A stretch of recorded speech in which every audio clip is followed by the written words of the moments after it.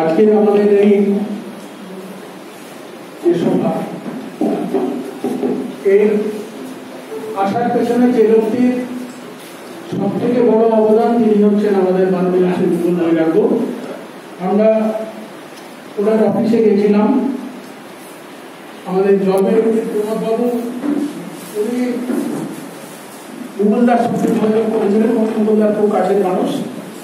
আমরা মুকুলদার বাড়িতে গেছিলাম, সেখানে মুকুলদা আমাদের বলেছিলেন আপনারা একটা কাজ করুন, আপনারা সব জেলা থেকে আপনাদের কিছু প্রতিনিধি নিয়ে এসে একটা বসার ব্যবস্থা করুন, আমি সেখানে থাকবো। এবং আমরা সৌভাগ্যবান, আজকে মুকুলদা তার হাজার কাজের মধ্যে, এখানে গতকাল তো মনে হয় মুকুলদার বর্ধমানে না কোথাও একটা প্রোগ্রাম ছিল, করোনাবাজি ছবি দেখলাম, তিনি এসছেন। শুধু তাই নয়, উনি সঙ্গে করে নিয়ে এসছেন আসাম তৃণমূল কংগ্রেসের জেনারেল সেক্রেটারি, উনি নিয়ে এসছেন দেবিসেনী হসপিটালের একজন প্রতিনিধি এবং একজন বোর্ড মেম্বারকে। আর এখানে যা দাবি দাওয়া আমাদের যেটা লেখা আছে আমরা তার কাছে অবশ্যই পৌঁছে দেবো মুকুলদার কাছে।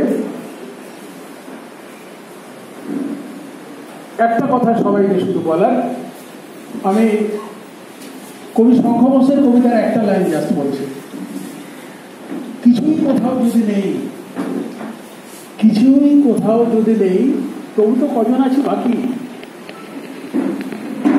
আয় আরো হাতে হাত ধরে, আয় আরো বেঁধে বেঁধে থাকি। সবাই মিলে আমরা বেঁধে বেঁধে থাকি। আগামী দিনে আমাদের যৌথ মঞ্চ আরো এগিয়ে যাবে, এটুকু আপনাদের কাছে আমার প্রার্থনা থাকলো, আমাদের বিশ্বাস থাকলো। এবার মুকুলদা, আপনার সুচিন্তিত মতামত দিয়ে আমাদের